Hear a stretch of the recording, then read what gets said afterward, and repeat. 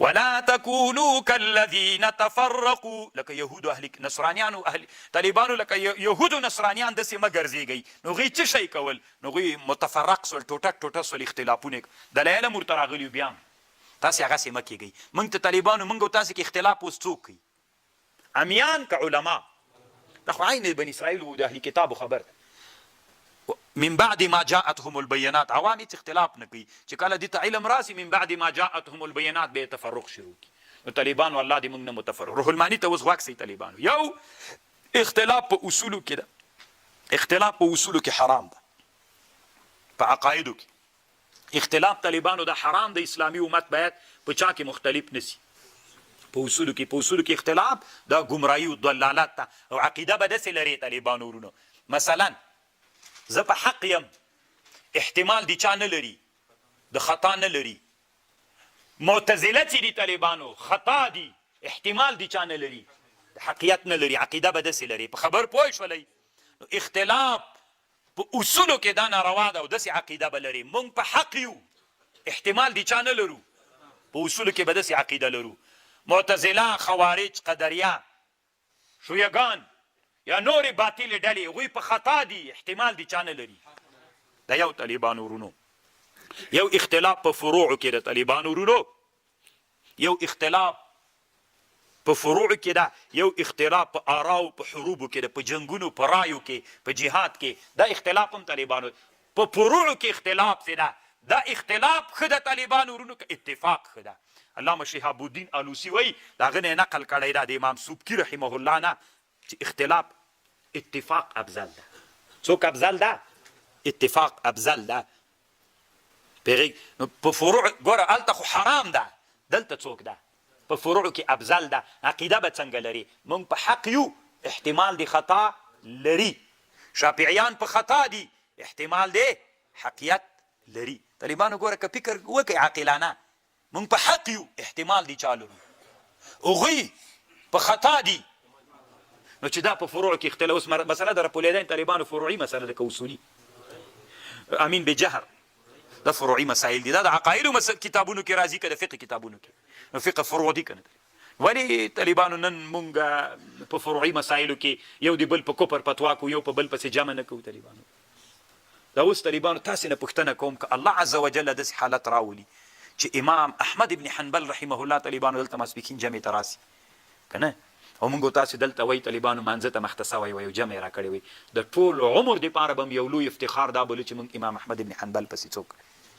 خو طالبانو چې د امت علما یې وي نو که هغه مخته سو مانځه ته همغسې مونځ یې کوو، بیا ما به اسلامي امت ټوټه کوي. تاسې خپل کار د طالبانو. زه الحمدلله الله عز وجل نه په دې ډېر خوشحاله یم چې څوک چې موږ سره په فروع کې اختلاف لري طالبانو، زه هېڅ مې دا په زړه کې هم نه تېرېږي چې زه د هغه پسې جمع ونه کړم طالبانو. کله وحاشه هېڅ کله نه. او انشاءالله شاګردان مې هم چې کوم تربیت کړي دي الله عز وجل په دې تربیت کړي دي. او دا اوس په روزه کې بیخي ډېر افغانان یعنې هره ورځ په شخصي کې پوښتنه کوي موږ وتر پسې وکړو مسجد الحرام کې که نه 3 رکعاته کوي. خو دې پسې وکړه که نه؟ ولې مه پسې کوه؟ ډېلې وکړه، خو دې وکړه. حق طالبانو په فروعو کې یو ده که ډېر؟ یو خو طالبانو ورونو تاسې وایي مذهبونه 4 دي. دا د عوامو خبر ده 4 مذهبونه دي. مذهبونه 4 نه دي طالبانو، 18 مذهب دي اصل کې. د مجتهدین د اسلامي امت اهل سنت 18 مذهبونه دي. الله مو لویه دورې ته ورسوه ترمیزي ته. طالبانو امام بخاري ځان ته مذهب ده ګورئ، دې ته هم فکري امام بخاري، امام طبري هغې تفسیر مې درته وړی صح دنیا کې اول معتبر تفسیر هغه ځان ته مذهب. اسحاق ابن راهوی، عبدالله ابن مبارک، امام یوزاعي، عطا ابن ابي رباح، دا ټول طالبانو ځان ته مجتهدین دي، ځان ته مذهبونه لري. او ابن الحزم طالبانو یا بل داودي ظاهري، دا ټول ځان ته مذهبونه تیر سوي دي، مستقل مذهبونه دي. خو دومره دا چې دا د نورو مذهبونو متبعین نشته ده. اوس عصر کې د 4 مذهبونو متبعین ډېر سوي دي، ځکه خلک وایي 4 کنې مجتهدین. خو طالبانو د اسلامي امت ډېر مجتهدین شته ده. خبر هغه مذهبونه مدون سوي نه دي، کتابونه داسې په ترتیب چا نه دي راجمع کړي که نه. مجتهدین خو ډېر ول د اسلامي امت مجتهدین. خو ښه ده چې لږ دي طالبانو اسلامي امت راټول ده. د اوس عصر کې طالبانو دنیا کې یو بل فکر روان ده. تاسې به له دې فکر خبر یې که به نه یې خبر. دې فکر کې داسې چل کېږي. مثلا ته فرض کړه دا مدرسه ده، دې درسګاه کې شافعیان، حنبلیان، مالکیان، حنفیان 4 واړه ناست دي. چې ناست دي یو مسله باندې شروع وسوله نو دوی ټولو دلایل وایي بیا محاکمه کوي طالبانو استاذ وایي چې نن په دغه مسله کې شافعیت په حق باندې سبا ته حنبلیت حق ده بله ورځ ته په بله مسله کې مالکیت حق په بله ورځ ته حنفیت حق ده طالبان یا داسې کوي چې کوم د جمهورو مذهب و مثلا په دې دریو کې چې کوم یو طرف ته ولا بل طرف ته هغه ته ګوري جمهور علماو د دلایلو له لحاظه چې کوم حق هغه ته ګوري طالبان بس په هغه باندې فتوا کوي نو تقلید نه مو نه وتل ځکه تقلید هم سو طالبان صرف تعین نه وتلي نو دوی دا نوې فکریه په دنیا کې روانه ده او دې ته ډېر کار هم سوی طالبان بیخي ډېر کار دې فکریې ته سوی ده او په دې فکریې باندې نن خصوصا عربي نړۍ کې بیخي ډېر کار سوی عربي نړۍ ټول د دغه فکر سره هغه ده نو هغه شافعي او احمد او مالک او امام ابو حنیفه ته سخت د زړه نه احترام لري خو داسې نه کوي چې له الف نه یې پورې ټول یې د خبرې مني چې دلته یې ده حق ده هلته یې حق ده هلته یې حق ده هلته یې حق ده په دې باندې سره دوی وایي چې به وحدت هم راسي اسلامي امت به ټول یو سي دا یو بله فکرې ده چې روانه اوس طالبانو دا څلور مذهبونه دي یو مسله پیښه سوله یو مسله پیښه سو شافعي داسې ویلې امام مالک داسې ویلې امام ابو حنیفه داسې ویلې امام احمد ابن حنبل داسې ویلې اوس طالبانو یوه مسله ده هر یو بېله بېله رایه پکې ویلې ویل دا حکم ده بل دا بل دا بل دا اوس طالبانو دا حق په فروعو کې یو ده که متعدد دي خبره واورئ دا د اصول فقه مسله ده چې روح الماني دلته بحث پې کړی بعضې علما وایي حق متعدد ده ډېر حقونه دي نو چې حق ډېر سو طالبانو نو دام حق سو دام حق سو دام حق سو دام حق سو اما راجح رایه دا د طالبانو په مسله کې حق حکم یو ده که نه په مسله کې حق حکم یو مسله پیښه سوه طالبانو اوس مثلا نسوارو باندې روزه ماتېږي که نه ماتېږي مثلا شافعي صاحب داسې ویل امام مالک داسې هر یو ویل اوس په دې کې حکم یو ده یا به ماتېږي یا به نه ماتېږي که څلور حکمونه پکې دي یو حکم پکې ده خو چې یو ده د ویلې ماتېږي د ویلې نه ماتېږي د ویلې نیمایي ماتېږي نیمایي د ویلې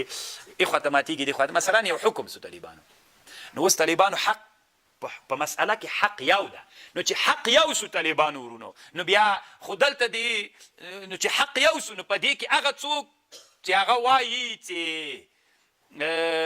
ګوره حق یو سو په مسأله کې نو چې حق یو سو نو څلور واړو مذاهبو ته بیا موږ ولې حق وایو نو خو یو حق ده که نه په مسله کې حق یو ده بیا موږ ولې وایو چې څلور واړه مذاهب حق دي خو دا معلوم نه دي طالبانو ورونو حق په مسله کې یو ده او هغه پټ ده دم اجتهاد کړی دم اجتهاد کړی دم اجتهاد کړی دم اوس احتمال لري چې هغه حق له ده سري احتمال لري له ده سري له ده سري نو موږ په حسن ظن په خاطر څلورو مذاهبو ته څوک وایو حق وایو طالبان په خبر باندې پوه حق په فروع کې څوک ده یو د طالبانو او یوه خبرې ته هم بل هم فکر وي طالبانو ورونو چې دغه حدیث اختلاف امتی رحمتون دلته روح المانی بحث پې کړی دا حدیث ضعیف ده طالبان خو د اقوالو د علماو د تابعینو د صحابو اقوال سره یو جای سوي دي د معنا په لحاظ باندې قوت پیدا کړی طالبان اختلاف امتی رحمتون خو طالبانو اختلاف امتی رحمتون دا معنا نه چې اختلاف د امت رحمت ته په دې معنا باندې چې کله مولان د خپل منځ کې سره کېناستل خپل منځ کې دعوې سره وهي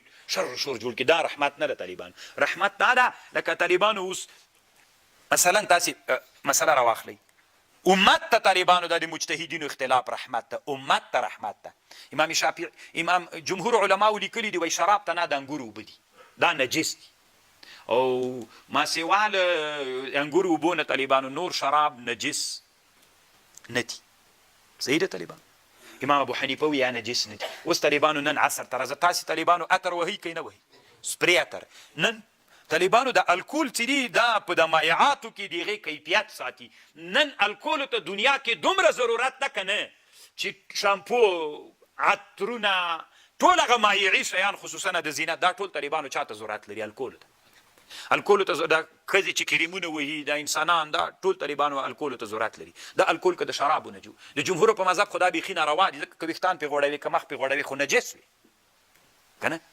او د احناف په مذهب باندې طالبانو هغه وایي چې امام ابو حنیفه رحمه الله وایي چې له شرابو نه وي د نورو نه مسکراتو نه که جوړ وي دا بیا طالبانو نجس نه دي نو چې نجس نه نن طالبانو اسلامي امت ته امام ابو حنیفه په مذهب فتوا روانه ده نن په ټوله دنیا کې په دې مسله صحیح شوه که نه شوه نو اختلاف د امت طالبانو هغه نه چې امام شافعي امام ابو حنیفه خپل منځ کې غېږې نیولې وای درب ودروب دا اختلاف دا امت ته طالبانو رحمت ته امت ته یوه داسې زمانه راځي چې هغه زمانه کې انسانان له حرج سره مخ کېږي بیا په چا فتوا کوي لکه نن طالبانو په دغه مسله کې چې اسلامي دنیا په چا باندې فتوا کوي په خبر باندې پوهېږي دغه خبر ده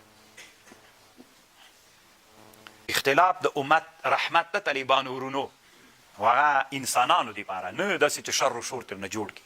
په دې مسله باندې یو عالم تیر سوی د علامه امام سبکي په کتاب الحلبیات کې په دې مسله ډېر ښه بحث کړی طالبانو ورونو. دیما دا کوم کتاب چې دی انشاءالله تحقیقات المفیده په دې کتاب کې فکر کوم لکه چې انشاءالله هلته بحث کړی یو